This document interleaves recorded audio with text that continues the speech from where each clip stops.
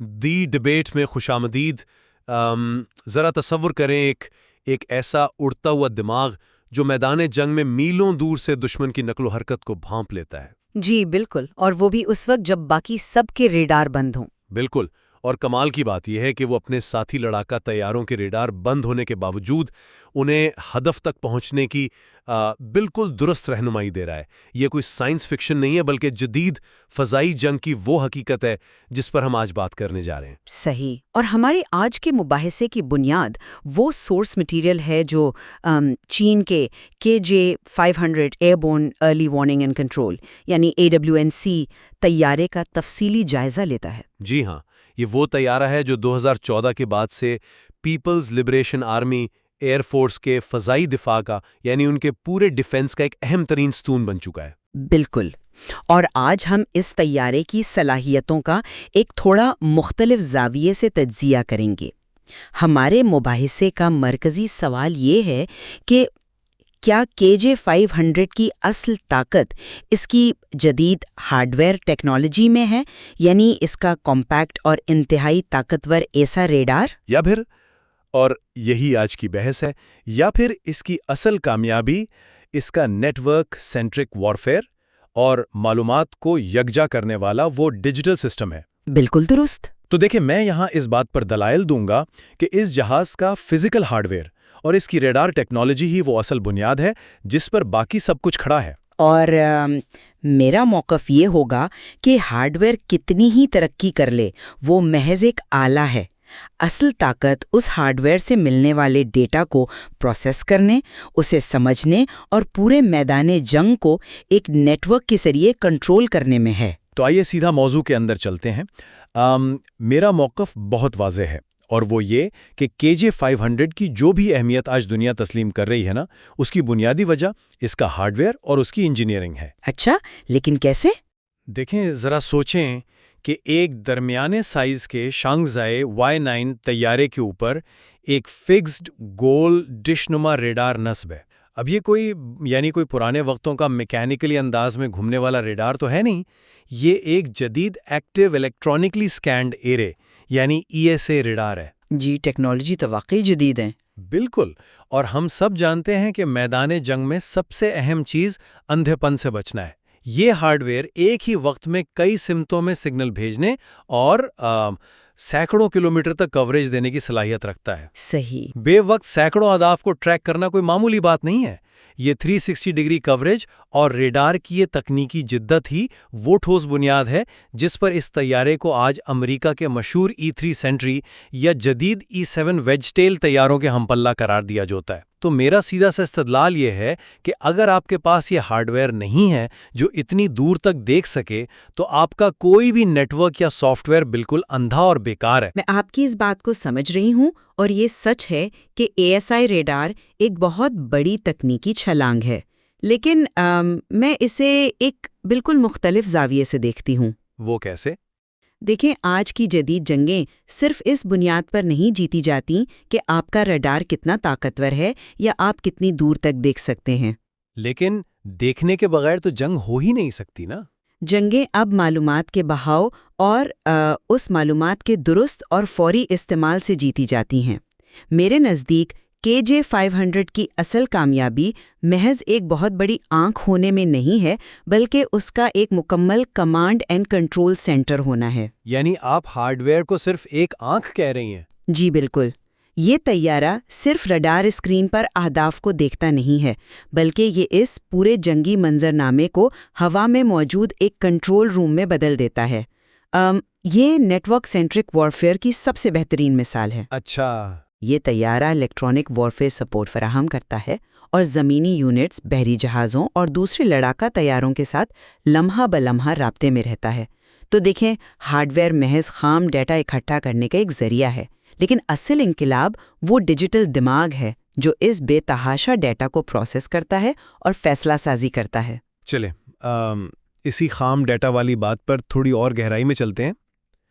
اگر ہم یہ سمجھنا چاہتے ہیں کہ میں ہارڈ ویئر پہ اتنا زور کیوں دے رہا ہوں، تو ہمیں پہلے یہ دیکھنا ہوگا کہ یہ ASA ریڈار دراصل کام کیسے کرتا ہے۔ جی بتائیں۔ پرانے ریڈار سسٹمز کو اگر آپ دیکھیں نا، تو وہ بالکل ایک اندھے کمرے میں ایک ٹارچ کی طرح کام کرتے تھے. صحیح، وہ گھومنے والے ریڈار. بالکل. یعنی جس طرف آپ ٹارچ کی روشنی ڈالیں گے صرف وہی حصہ نظر آئے گا اور باقی سب اندھیرے میں رہے گا. ریڈار کی ڈش کو گھومنا پڑتا تھا جس کی وجہ سے بلائنڈ سپاٹس پیدا ہوتے تھے اور سیکنڈز کا ضیاع ہوتا تھا. لیکن ایسا ریڈار یہ ایسا ہے جیسے جہاز کے اوپر ہزاروں چھوٹی چھوٹی آنکھیں لگی ہوں اور وہ بے وقت ہر سمت میں دیکھ رہی ہوں. ان میں کوئی مکینیکل حرکت نہیں ہوتی، صرف الیکٹرانک بیمز ہوتی ہیں جو سیکنڈ کے 1000ویں حصے میں سمت بدلتی ہیں. واہ! تو اگر یہ ہارڈ ویئر، یہ ہزاروں آنکھیں ایک ہی وقت میں دشمن کے جہازوں، میزائلوں اور ڈرونز کا سراغ نہ لگائیں تو آپ کے اس نام نہاد اڑتے ہوئے دماغ کے پاس سوچنے کے لیے کچھ ہوگا ہی نہیں. بنیاد تو یہی فزیکل ہارڈ ویئر فراہم کر رہا ہے نا. آپ نے ٹارچ اور ہزاروں آنکھوں کی جو مثال دی وہ تکنیکی اعتبار سے بالکل درست اور زبردست ہے. لیکن آپ خود سوچیں کہ جب آپ کے پاس بے وقت ہزاروں آنکھیں ہر سمت میں دیکھ رہی ہوں گی تو اس کا نتیجہ کیا نکلے گا؟ نتیجہ یہ کہ آپ کو سب کچھ نظر آئے گا؟ نہیں، اس کا نتیجہ یہ نکلے گا کہ آپ کے پاس ڈیٹا کا ایک ایسا سیلاب آ جائے گا جسے سنبھالنا کسی بھی عام کمپیوٹر یا انسان کے بس کی بات ہی نہیں. یہ پوائنٹ تو ہے. جی، میدان جنگ میں سینکڑوں طیارے، میزائل، زمینی گاڑیاں اور دوست اور دشمن کے سگنلز موجود ہوتے ہیں. اگر آپ کے پاس صرف ایک طاقتور ریڈار ہے تو وہ تو آپ کی اسکرین کو بے شمار چمکتے ہوئے نقطوں سے بھر دے گا. صحیح کہہ رہی ہیں آپ. یہ خام ڈیٹا بذات خود کتنی بڑی الجھن بن سکتا ہے. یہ طیارہ اس بے تحاشا ڈیٹا کو پروسیس کرتا ہے. سورس مٹیریل میں بالکل واضح طور پر یہ بات موجود ہے کہ یہ طیارہ اپنے لڑاکا طیاروں کو درست سمت دیتا ہے اور سوچتا ہے اور رہنمائی کرتا ہے. یعنی وہ ڈیٹا کو فلٹر کر رہا ہے؟ بالکل. وہ ہزاروں آنکھیں یہ فیصلہ نہیں کرتی کہ کون سا ہدف زیادہ خطرناک ہے یا کس میزائل کو پہلے تباہ کرنا ہے. یہ فیصلہ وہ ڈیجیٹل آرکیٹیکچر کرتا ہے جو اس جہاز کے اندر موجود ہے.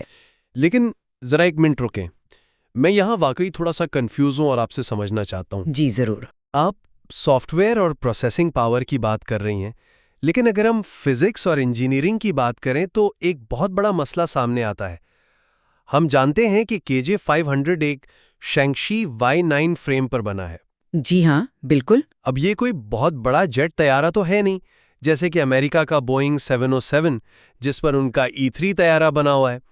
Y9 تو ایک درمیانے سائز کا 4 انجنوں والا ٹربو پراپ طیارہ ہے. صحیح. تو اتنے بڑے ASR ریڈار کو چلانے کے لیے، اسے ٹھنڈا رکھنے کے لیے، اور پھر آپ جس بڑے کمانڈ سینٹر کی بات کر رہی ہیں اسے پاور دینے کے لیے، یعنی بے پناہ بجلی اور توانائی کی ضرورت ہوتی ہے.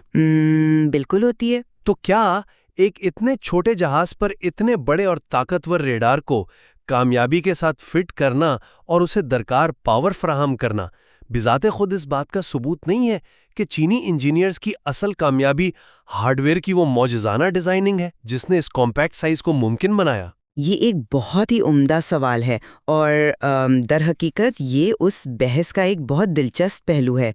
آپ کا یہ کہنا بالکل بجا ہے کہ ایک چھوٹے ٹربو پراپ طیارے پر اتنا پاورفل سسٹم لگانا ایک بڑا چیلنج ہے. تو پھر وہ کیسے کر رہے ہیں سب؟ اس کا جواب بھی اس طیارے کے نیٹ ورک سینٹرک ہونے میں ہی چھپا ہے. دیکھیں، چینی انجینئرز نے KJ-500 کو اتنا کمپیکٹ کیسے بنایا؟ وہ اس لیے ممکن ہوا کیونکہ انہوں نے سارا بوجھ اکیلے اس طیارے پر نہیں ڈالا. مطلب وہ اکیلا کام نہیں کر رہا؟ بالکل نہیں.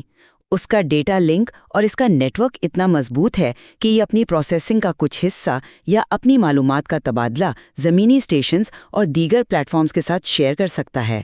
اچھا، یہ تو کافی سمارٹ اپروچ ہے. جی، جب آپ ایک وسیع پر نیٹ ورک کا حصہ ہوتے ہیں نا تو آپ کو جہاز کے اندر ہر ایک چیز کو پروسیس کرنے کے لیے دیو ہیکل سپر کمپیوٹرز کی ضرورت نہیں رہتی.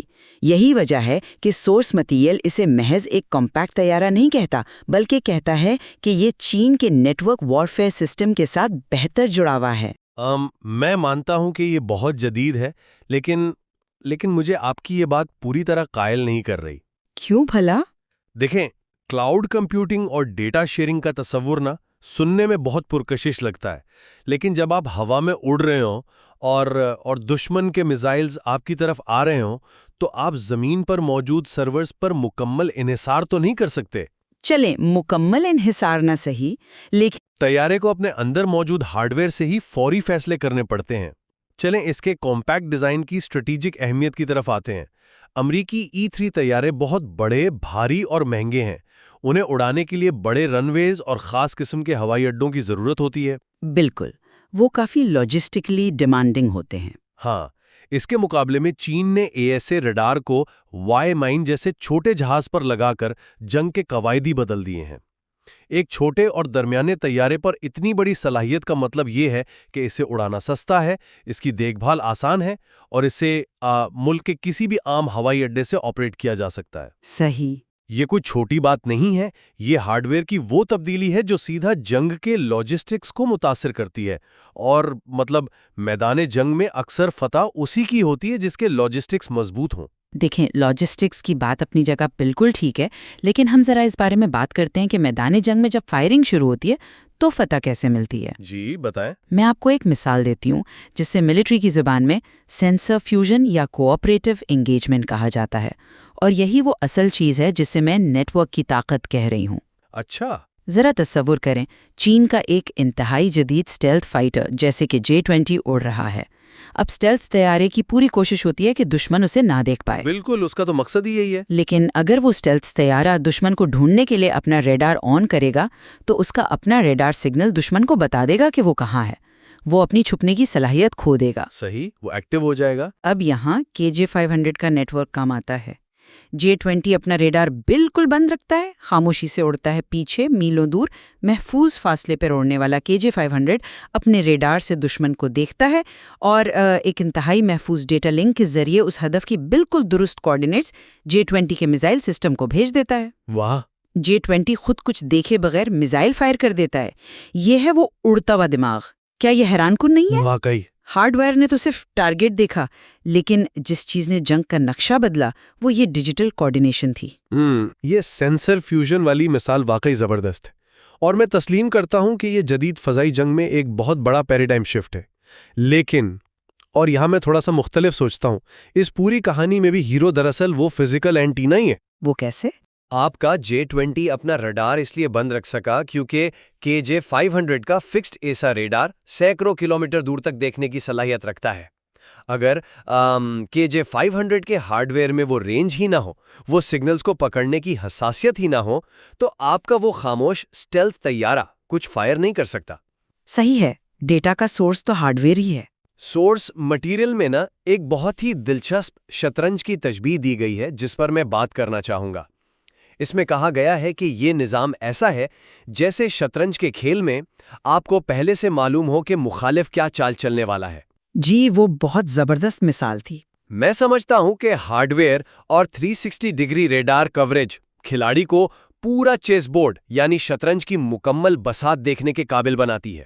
اگر آپ کا ریڈار بورڈ کے کسی ایک کونے کو نہیں دیکھ پا رہا، وہاں کوئی بلائنڈ سپاٹ ہے، تو آپ کا کوئی بھی نیٹ ورک یا کوئی بھی حکمت عملی آپ کو مات کھانے سے نہیں بچا سکتی۔ تو آپ کہہ رہے ہیں کہ دیکھنا سب سے ضروری ہے۔ بالکل، دیکھنا ہی دراصل پیشگی حملے کو روکنے کی بنیادی کلید ہے۔ میں آپ کی اس شطرنج کی تشبیہ کو ذرا اور آگے لے جانا چاہوں گی۔ آپ نے کہا کہ ریڈار ہمیں پورا بورڈ دیکھنے میں مدد دیتا ہے، میں اتفاق کرتی ہوں، لیکن ذرا سوچیں، ایک نوآموز کھلاڑی اور ایک ورلڈ چیمپئن گرینڈ ماسٹر دونوں شطرنج کے بالکل ایک ہی بورڈ کو دیکھ رہے ہوتے ہیں۔ بالکل۔ دونوں کی آنکھیں یعنی ان کا ہارڈ ویئر ایک ہی چیز دیکھ رہی ہیں، دونوں کے پاس معلومات یکساں ہیں، پھر فرق کہاں آتا ہے؟ دماغ اور تجربے میں۔ بالکل، فرق اس دماغ میں ہے، اس پروسیسنگ پاور میں ہے جو ان معلومات کو استعمال کرتی ہے۔ KJ-500 صرف بورڈ کو نہیں دیکھتا، وہ اس نیٹ ورک سینٹرک سسٹم کی بدولت دشمن کی اگلی چال کا اندازہ لگاتا ہے۔ اچھا۔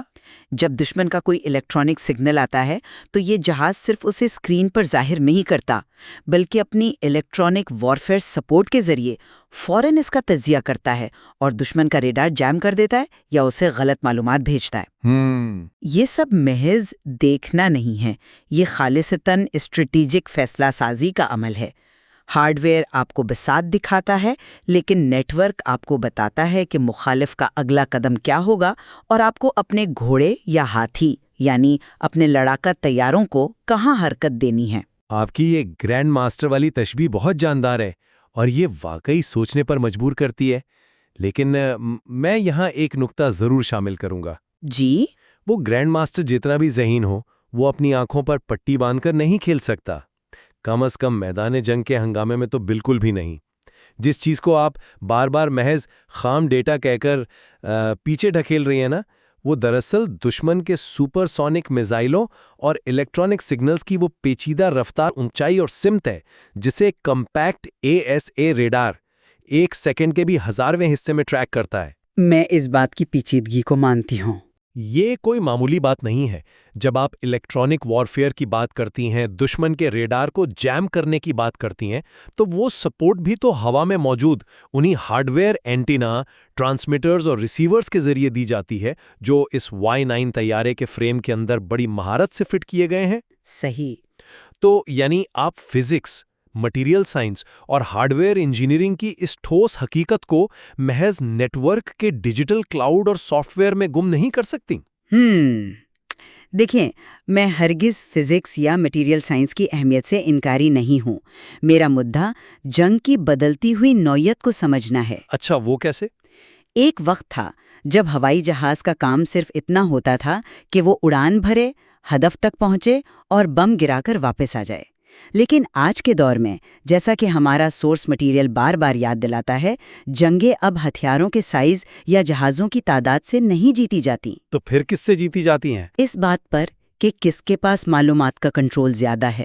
جب ہم KJ-500 کو کمانڈ اینڈ کنٹرول سینٹر کہتے ہیں تو دراصل ہم کمانڈ کی اس پوری زنجیر کی بات کر رہے ہوتے ہیں جو زمین، سمندر اور آسمان کو آپس میں جوڑتی ہے۔ یہ طیارہ جب اپنے لڑاکا طیاروں سے رابطہ کرتا ہے تو وہ محض باتوں یا ریڈیو پیغامات کا تبادلہ نہیں ہوتا، وہ ایک مکمل ڈیجیٹل ایکو سسٹم ہے۔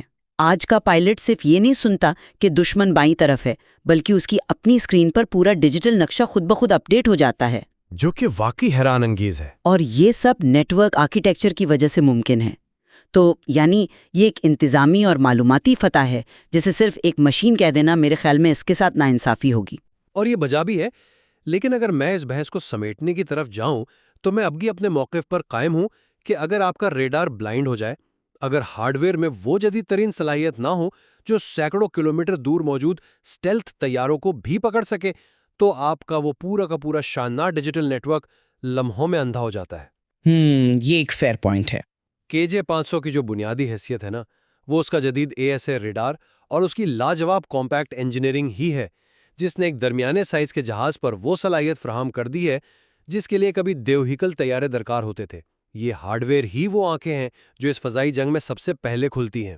اور اگر میں اپنی بات کو حتمی شکل دوں تو میں یہ کہوں گی کہ اگر کسی وجہ سے نیٹ ورک ڈاؤن ہو جائے، کمانڈ اور ڈیٹا لنکس ٹوٹ جائیں، تو وہ شاندار ہارڈ ویئر، وہ ہزاروں آنکھوں والا ریڈار محض ایک اڑتا ہوا نشانہ بن کر رہ جاتا ہے۔ یہ بھی سچ ہے۔ اس طیارے کی انفرادیت صرف ڈیٹا جمع کرنے میں نہیں، بلکہ اس کو پروسیس کر کے میدان جنگ کو کنٹرول کرنے میں ہے۔ یہ واقعی ایک اڑتا ہوا دماغ ہے جو دیکھتا بھی ہے، دشمن کی چالوں کو بھانپتا بھی ہے، اور اس پورے جنگی تھیٹر میں تمام اکائیوں کو ایک لڑی میں پرو کر مؤثر ترین حملے کو ممکن بناتا ہے۔ مجھے لگتا ہے کہ ہم دونوں اس بحث کے اختتام پر ایک ایسے مقام پر آ گئے ہیں جہاں یہ تسلیم کرنا پڑتا ہے کہ یہ ایک ایسا مشترکہ نظام ہے جسے ایک دوسرے سے الگ نہیں کیا جا سکتا۔ بالکل۔ یہ طے کرنا کہ آیا ہارڈ ویئر زیادہ اہم ہے یا اس کا ڈیجیٹل نیٹ ورک، ایسا ہی ہے جیسے یہ بحث کرنا کہ انسان کے لیے اس کی آنکھیں زیادہ اہم ہیں یا اس کا دماغ۔ یہ دونوں مل کر ہی جنگی حرکیات کو یکسر تبدیل کرتے ہیں۔ 100% متفق۔ سورس مٹیریل بھی بجا طور پر اسے ایک اڑتا ہوا کنٹرول ٹاور کہتا ہے، جہاں فزکس اور ڈیٹا دونوں کا بہترین ملاپ دیکھنے کو ملتا ہے۔ بالکل درست۔ یہ ٹیکنالوجی کا ایک ایسا ارتقاء ہے جہاں ایک چیز دوسری کو مکمل کرتی ہے، اور یہ جاننا واقعی دلچسپ ہے کہ کس طرح دفاعی ٹیکنالوجی محض ہتھیاروں کی طاقت سے نکل کر اب معلومات اور ڈیجیٹل پروسیسنگ کی سطح تک آ چکی ہے۔ یقیناً، اور یہی وہ دلچسپ سوال ہے جو ہم آج اپنے سننے والوں کے لیے چھوڑ کر جا رہے ہیں۔ ہم نے آغاز میں نگران مینار کی ٹارچ اور بعد میں شطرنج کے گرینڈ ماسٹر کی بات کی۔ تو آپ کے خیال میں کل کی جدید جنگوں میں کیا چیز زیادہ فیصلہ کن ہوگی؟ کیا وہ ریڈار یا فزیکل ہارڈ ویئر جو میدان جنگ کو سب سے پہلے دیکھتا ہے؟ یا وہ ڈیجیٹل اعصابی نظام اور دماغ جو اس سب کو سمجھ کر فیصلے کرتا ہے؟ فضائی دفاع اور اس پیچیدہ ٹیکنالوجی کے ارتقاء میں غور و فکر کے لیے ابھی بہت کچھ باقی ہے۔ آج کی گفتگو کے لیے بس اتنا ہی۔ ڈیبیٹ میں ہمارے ساتھ شامل ہونے کا بہت شکریہ۔